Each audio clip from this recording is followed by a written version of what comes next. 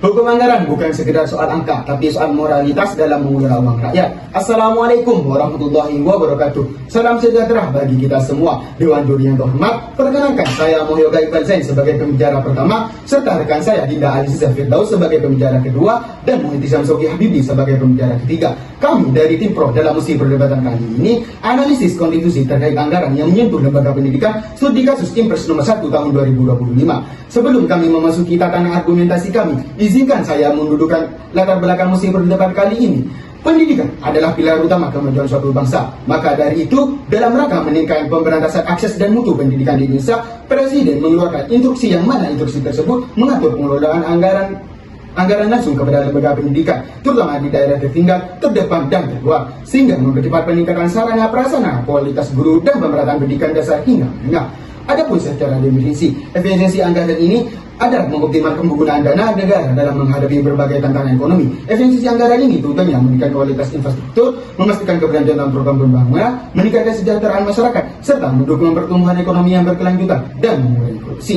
Dewan Juri yang terhormat, secara filosofis kami hadir dengan semangat sila kelima Pancasila, keadilan sosial bagi seluruh rakyat Indonesia. Hadirnya Impres ini memberikan ruang baru untuk pemberantasan permasalahan yang terjadi di dalam dunia pendidikan, serta secara yuridis anggaran pendidikan ini sudah diatur dalam pasal 31 ayat 4 Undang-Undang Dasar 1945 yang mana negara wajib menguliskan minimal 20% dari APBN. Dewan Juri yang terhormat, sejatinya alasan utama kami menyetujui musim perdebatan kali ini karena di dalam pasal 31 Undang-Undang Dasar 1945 ayat 1 dan 2 menegaskan bahwa setiap warga negara berhak mendapatkan pendidikan dan pemerintah wajib membiayainya. Maka dari itu, jelaslah perintah konstitusi harus memeratakan pendidikan di seluruh penjuru Indonesia.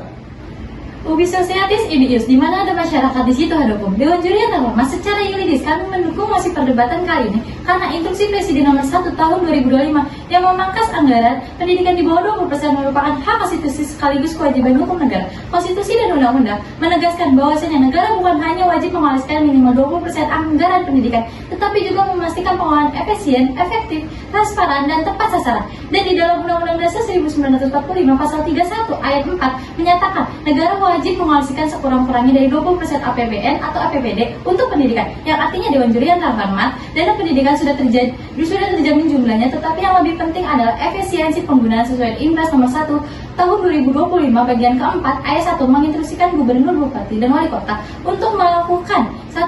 Membatasi belanja untuk kegiatan yang bersifat seremonial, kajian, studi banding, percetakan, publikasi, dan lain sebagainya. Yang kedua, mengurangi belanja perjalanan dinas sebesar 50%, yang artinya Dewan Juri yang terhormat, efisiensi dari Impres tersebut tidak akan merugikan sektor pendidikan karena yang dipangkas adalah hal-hal yang memang seharusnya dialokasikan kepada sektor yang lebih membutuhkan. Undang-Undang nomor 17 tahun 2003 tentang keuangan negara yang mendefinisikan keuangan negara adalah semua hak kewajiban negara yang bisa dinilai dengan uang, termasuk kekayaan serta penerimaan atau pengeluaran. Di Undang-Undang nomor 20 tahun 2003 tentang sistem pendidikan nasional menetapkan prinsip penyelenggaraan pendidikan yang adil, efisien, dan akuntabel. Yang artinya Dewan Juri yang terhormat, setiap warga negara berhak mendapatkan pendidikan dan pemerintahan yang wajib menyelenggarakannya. Dalam teori Neo-Public Management yang digagas Christopher Holt yang memandang pengelolaan anggaran negara harus mengikuti prinsip di mana manajemen modern seperti sektor swasta dan fokus pada kinerja hasil efisien penggunaan anggaran.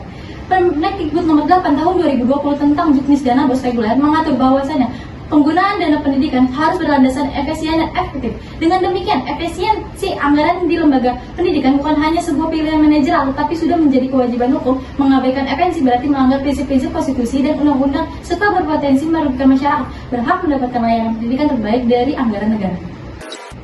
Solus populi suprematis, jalan ayat adalah hukum tertinggi. Dewan Juri yang terhormat, yang arif dan bijaksana, kami dari tim Pro dan saya sebagai pembicara ketiga secara sosiologis akan menyampaikan dan mempertegas kembali bangunan argumentasi yang telah disampaikan oleh pembicara 1 dan kedua kami, bahwasanya Impres nomor 1 tahun 2025 bukan sekedar instruksi anggaran, tetapi solusi konstitusional yang telah menghadirkan mobilitas sosial, stabilitas masyarakat, serta pemerataan akses pendidikan bagi seluruh rakyat. Dewan Juri yang terhormat, menurut The Theory of Public Finance yang yang dimana telah disampaikan oleh Richard Maslow, seorang ekonom Amerika, bahwasanya efisiensi dalam penggunaan dana publik merupakan aspek yang mendasar. Pemerintah harus menggunakan sumber daya publik yang sedemikian rupa sehingga manfaat sosial yang disediakan dapat maksimal dengan biaya yang minimal. Dewan Juri yang terhormat, menurut mantan Menteri Keuangan Sri Mulyani Indrawati bersama Kemendikbud yang dimana telah menegaskan bahwasanya program seperti KIP kuliah, beasiswa dan revitalisasi sekolah akan tetap dipertahankan meski telah ada efisiensi. Hal ini menunjukkan bahwasanya masyarakat kecil tetap mendapatkan akses pendidikan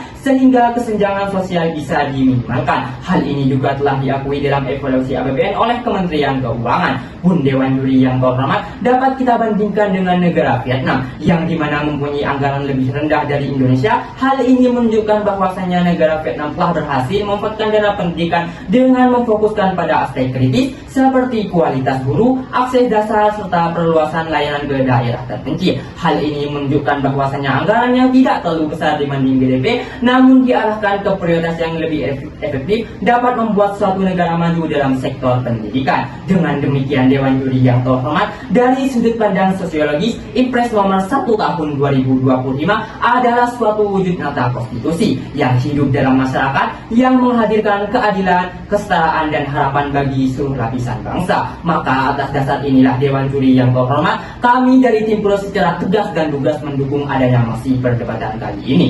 Dewan Juri yang terhormat, tibalah kita di babak closing statement dalam perdebatan kali ini. Dan kami akan mempertegas dan memperjelas kembali argumentasi kami dalam musim perdebatan kali ini.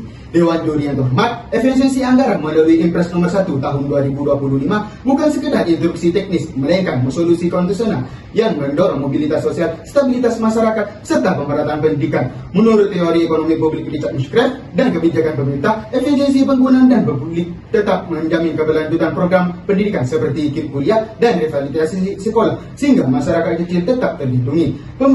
Pembelajarannya dari negara Vietnam menunjukkan bahwa anggaran yang terbatas pun dapat membawa kemajuan bila difokuskan pada prioritas kritis, sehingga Impres nomor 1 tahun 2025 sejalan dengan prinsip pemerataan keadilan dan efektivitas pembangunan pendidikan di Indonesia.